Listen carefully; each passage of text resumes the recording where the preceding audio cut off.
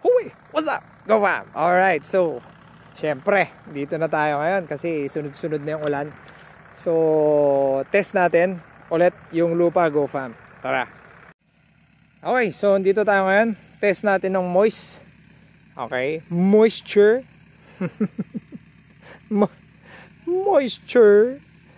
Okay, so okay, so usually pinapasok ko tong probe na mga 2 inches kasi hindi naman tayo nagtatanim ng more than 2 inches, no? So kung makikita nyo, 'di ba? Kung nasusundan nyo tayo dun sa mga previous vlog natin, yan yung perfect na gusto ko. Between wet and moist. Ayaw mo naman ng sobrang wet kasi alam mo yan. So moist, pwede na yan. Okay, so hindi rin tayo nagsusukat dito sa taas kasi hindi naman tayo nagtatanim ng ganyan. Okay, hindi rin natin binabaon ng todo. Ayan, makikita mo, wet na. Kasi hindi naman. So, parang ang sinusukat natin is kung saan lang usually yung buto. Okay, tapos sinusobrahan lang natin ng konti.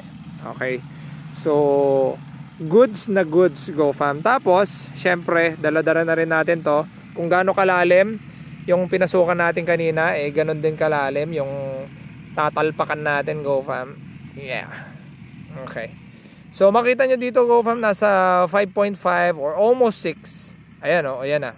Yan, nagsettle na. 5.5.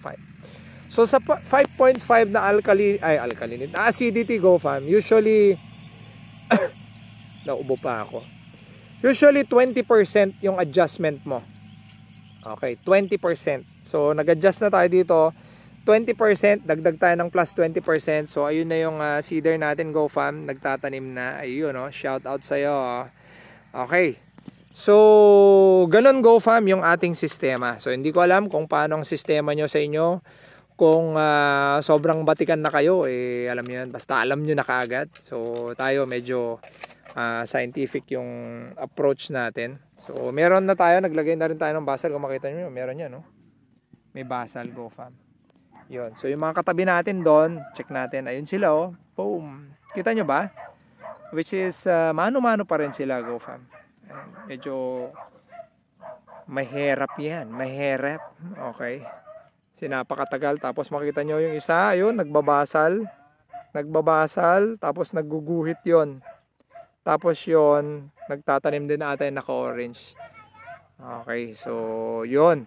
Ganon yung sistema nila dito, go fam. No.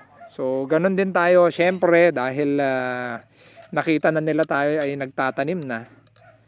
Oh, 'yun ang kainaman, go fam. So pati sila din ay nagtatanim na rin sila.